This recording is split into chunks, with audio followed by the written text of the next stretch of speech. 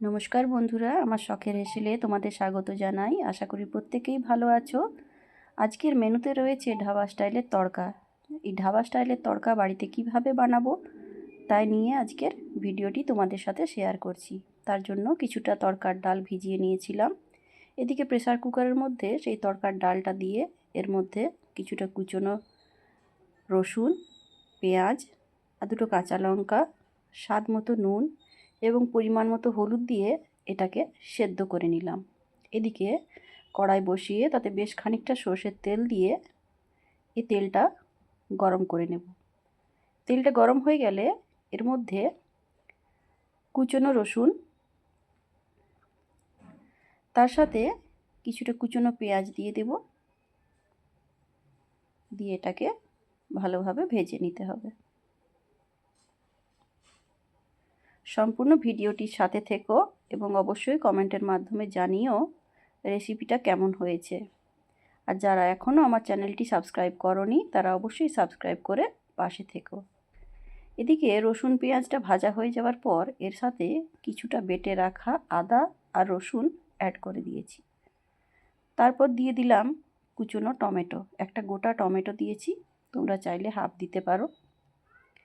দিয়ে এটাকে বেশ ভালোভাবে কষিয়ে নিয়ে এর মধ্যে কিছুটা গুঁড়ো মশলা অ্যাড করব। তার মধ্যে ছিল তড়কা মশলা, জিরে গুঁড়ো, এর মধ্যে দিয়েছি হলুদ।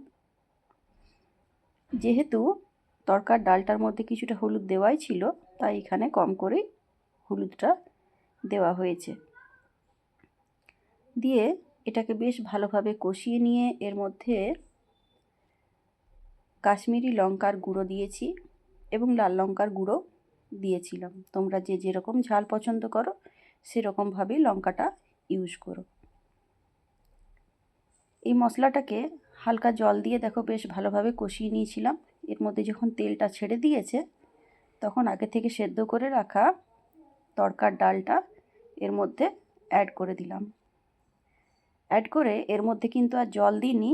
এই জলটার মধ্যেই এটাকে হালকা আঁচে কিছুক্ষণ ধরে নেড়ে নেড়ে জলটাকে শুকিয়ে নিয়ে যখন দেখবে শুকনো হয়ে গেছে তখন এটা নামিয়ে গরম গরম রুটি বা পরোটার সাথে পরিবেশন করে দাও। সবাই খুব আনন্দ করে খাবে। সবাই সাথে থেকো, পাশে থেকো, সুস্থ থেকো। আর অবশ্যই জানিও আমার রেসিপিটা কেমন লেগেছে। তোমাদের সাথে দেখা হচ্ছে পরবর্তী ভিডিওতে। ততক্ষণের জন্য টাটা, বাই বাই।